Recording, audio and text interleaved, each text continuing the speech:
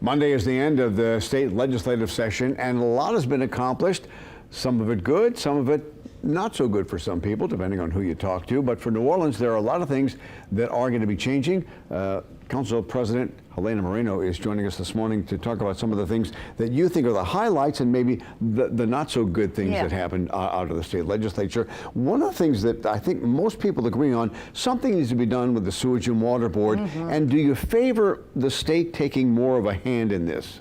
Well, I'll say this. As far as the state taking more of a hand in this, I think that was pretty much like put to the side. But the state is trying to get, especially Governor Landry, trying to get more control over many boards, things like that. Oh, yeah, no doubt about it. But as far as the Sewage and Water Board goes, as far as like takeover of the board, anything like that, that's kind of been put to the side. Right. But there are two really good bills, in my opinion, that have passed.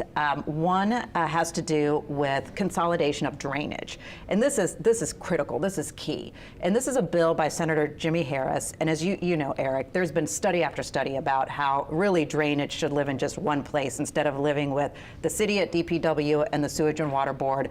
And they point fingers at each other as to who's the problem. Because the Sewage and Water Board is supposed to deal with pipes larger than 36 inches and the city with anything smaller than that. And so what happens is you have a crew that goes out, they start to fix something, and next thing you know, it's like, well, this is not my problem, it's the other entity's problem because this pipe is too big, whatever. So there's been all these studies that says if you merge drainage, that efficiencies will come. And so finally, a bill by Senator Harris will consolidate drainage, put it all under the Sewage and Water Board. The City Council will provide funding to the Sewage and Water Board to ensure that drainage is covered and is met.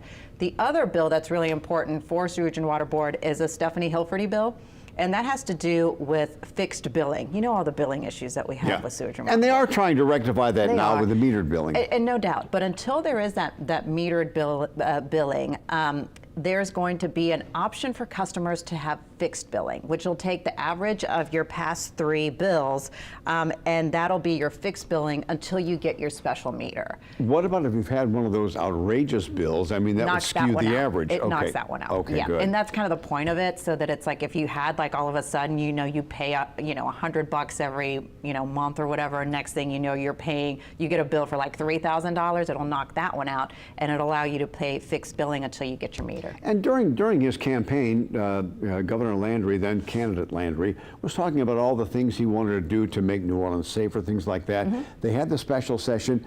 Do you feel like he's been a friend to New Orleans, or has a lot of people were worried that he might be a detriment to New Orleans? Yeah, well, look, I mean, there's some things that I think that have been beneficial. I mean, I've talked to you in the past about the important land swap that happened with the city of New Orleans and the state of Louisiana, which now has allowed the city of New Orleans to have all of Duncan Plaza, and now the state has the streets around the Superdome. That was important. We hadn't been able to get that deal done ever.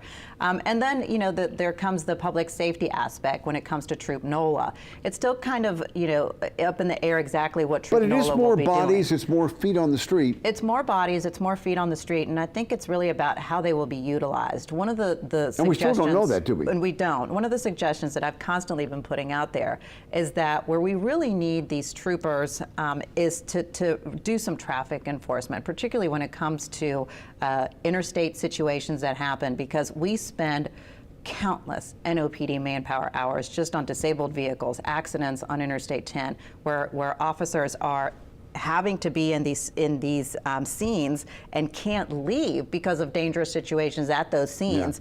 And then next thing you know, it's like you have calls for service and that they're stuck on the interstate. So that right there would be a huge help. That's thousands of NOPD manpower hours. Is that in the offing right now?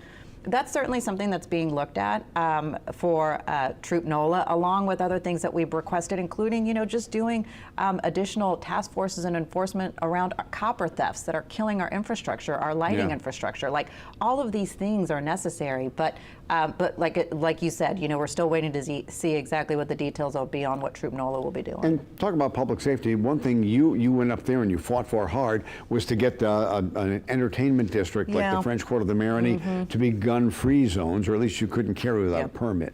Yeah, unfortunately, we were not able to be successful in that. As you know, beginning July 4th, the entire state of Louisiana will be a state that will allow people to carry concealed firearms. Anybody over the age of 18? Anybody over the age of 18, concealed firearms without a permit.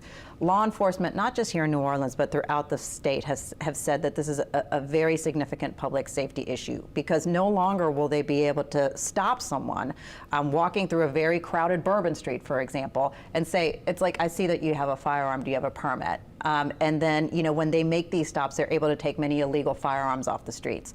And so we're now, currently, working with the DA's office, NOPD, you name it, to try to figure out exactly how this situation will be dealt with, particularly since this does begin on July 4th weekend. I've got 30 seconds. The one changing the status of mifepristone and drugs like that, that made national news. We're the only state in the union that did that. Yeah, national news, and obviously you've heard from the local doctors here in New Orleans and really across the state who are very concerned that women who need these drugs, for example, for miscarriages, will not be able to get them now.